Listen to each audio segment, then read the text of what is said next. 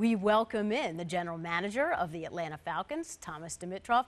Thomas, you knew it was coming. People were going to question just how much you gave up for Julio Jones. I've heard that you talked about this trade for a month behind the scenes. What can you share with us about that backstory?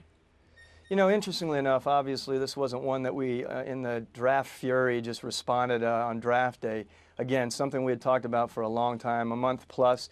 We actually scrutinized this ourselves. I mean, we looked at it up and down in so many different directions. Honestly, like we did with our Matt Ryan pick, we put a lot of time and research into this at so many levels, and we were very comfortable pulling the trigger on draft day.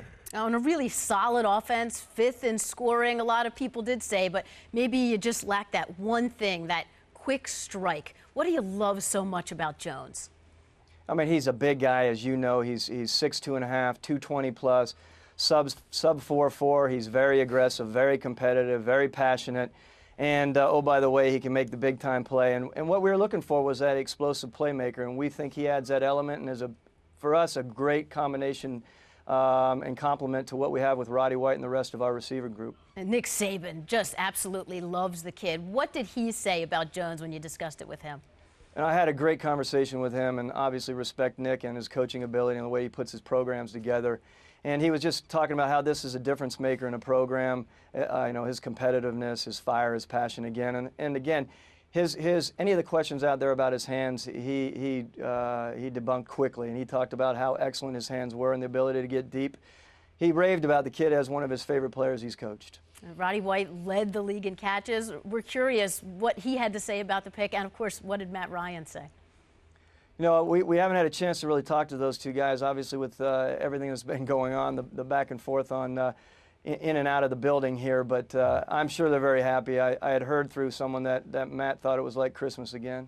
You set up my next question, because there was this tiny little window of time where there wasn't a lockout. What progress were you guys able to make during that little window?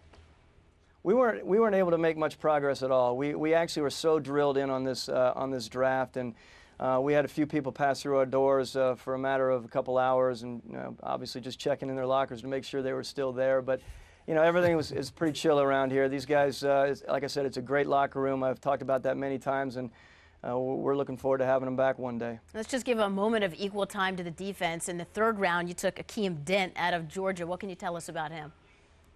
For us, you know, he's a local guy. He obviously fits in very well here. He's another team captain, and you know, Teddy, you know all about that. That's one of those things where you get guys that are captains, leaders. They are guys that are going to step up in the hole like Akeem does. He has range to play all over the field. In our minds, he's a first and second down guy, and he's going to be a core special teams player.